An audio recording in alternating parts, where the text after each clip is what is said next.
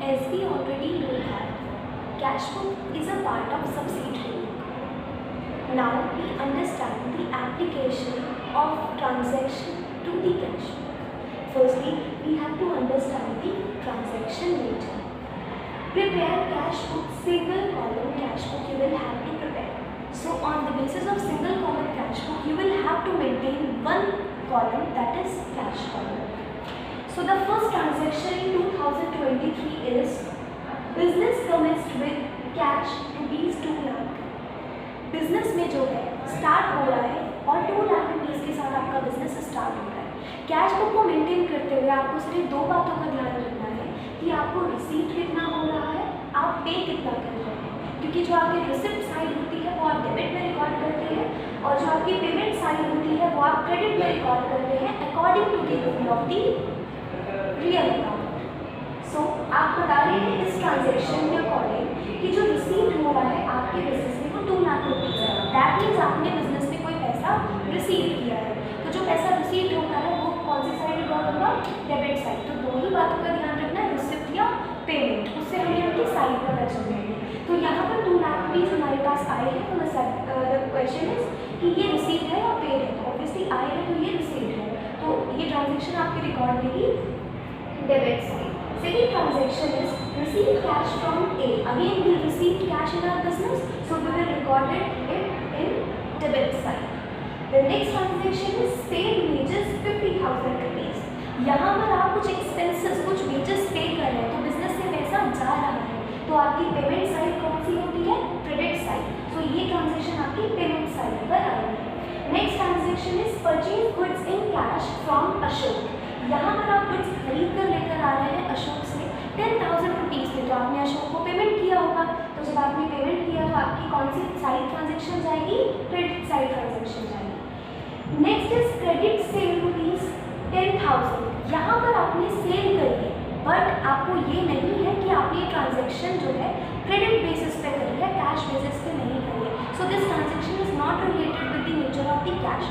So here we will not record this item because it is not a credit nature. So because it is not a cash nature transaction. Here only we record in cash book only cash nature transactions. The transaction fifth is credit sale rupees 10,000. यहाँ पर आप cell कर रहे हैं but आपको कुछ भी receive नहीं हो रहा है क्योंकि आपने ये जो सेल करी है वो क्रेडिट बेसिस पर करी है, उधार के बेसिस पे करी है. तो ना तो आपके पास पैसा आ रहा है ना आपके पास से पैसा जा रहा है. तो कुल मिला के यहाँ पर इस ट्रांजेक्शन को आप रिकॉर्ड नहीं करेंगे क्योंकि कैश बुक का जो नेचर होता है वो ये नेचर होता है कि अगर आप कैश को रिसीव कर रहे हैं या कैश में पेड कर रहे हैं, ट्रांजेक्शन तभी रिकॉर्ड होगी. सो यहाँ पर इस ट्रांजेक्शन को हम क्या करेंगे, इग्नोर करेंगे, because only cash nature transaction will be recorded in cash book, not credit nature transaction. Now we understand the application to the account. So अभी हम कुछ एप्लीकेशंस को समझते हैं कि हम किस तरीके से इस एंट्रीज को पास आउट करेंगे. हम लोगों की फर्स्ट एंट्री थी कि आपका जो बिजनेस है वो 2 लाख रुपीज़ से स्टार्ट हो रहा है. अगर बिजनेस में पैसा आ रहा है तो हम रिसिप्ट साइड रिकॉर्ड करेंगे.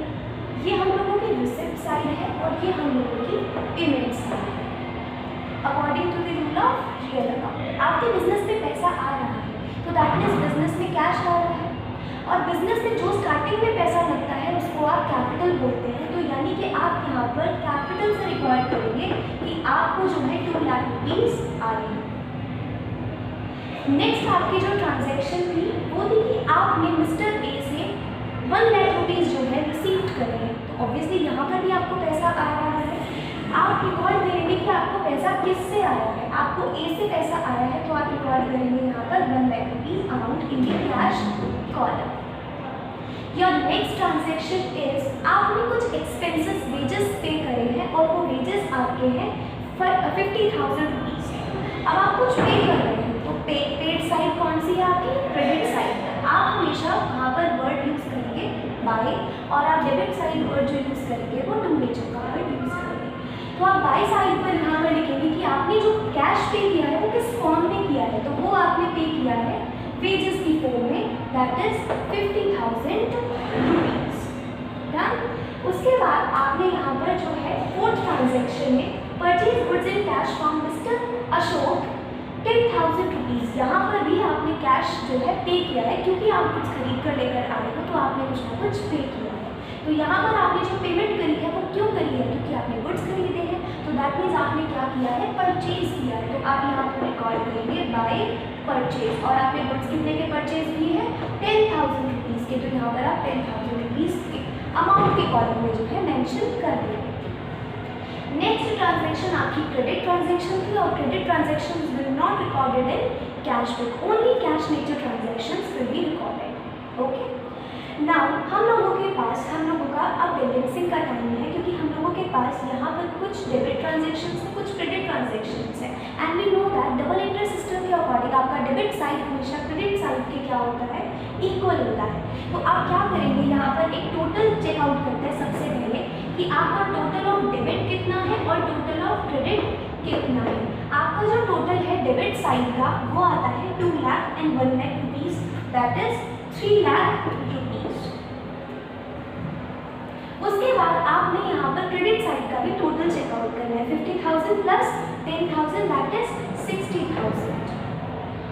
सो आप क्या चीज़ चेकआउट कर पा रहे हैं कि जो आपकी डेबिट साइड है वो ज़्यादा है, जो आपकी क्रेडिट साइड है वो क्या है, कम है।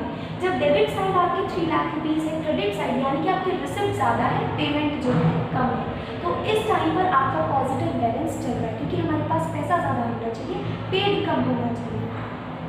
3 लाख में से 60,000 अगर हम माइनस करेंगे, अब जैसे कि आपको मैंने बताया कि डबल एंट्री सिस्टम के अकॉर्डिंग आपका डेबिट हमेशा क्रेडिट के इक्वल होगा, तो यहाँ पर आपको एक बैलेंसिंग साइड देनी पड़ेगी, किसको, क्रेडिट को, सो दैट आपका जो बैलेंस है वो कितना हो जाए, डेबिट के इक्वल हो जाए। अब डेबिट का टोटल आपका कितना आया, 3 लाख रुपीज़ का, तो यानी कि आपको यहाँ पर भी कितना बैलेंस करना है, 3 लाख रुपीज़ का बैलेंस जो है करना है।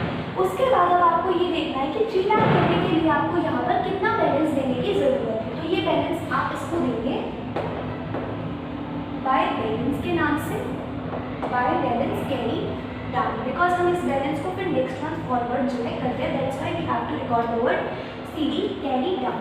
अब आपका डिफरेंस जो आता है 3 lakh minus 60,000 that is 2,40,000 rupees you will have to provide to the credit side, so that balance will be maintain as debit at the credit side.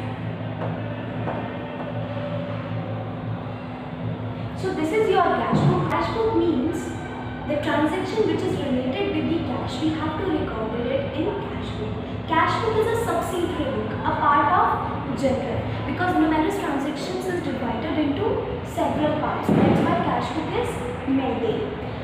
We have another subsidiary books also, like cash book, purchase book, sales written book, purchase written books, and general profit. We have to pass the sales related transactions to the sales books. We have to pass the cash related transaction to the cash book. Purchase related transaction to the purchase books. Journal is divided into some parts. These parts are called subsidiary parts. So cash book is a book in which only cash transactions are recorded, in which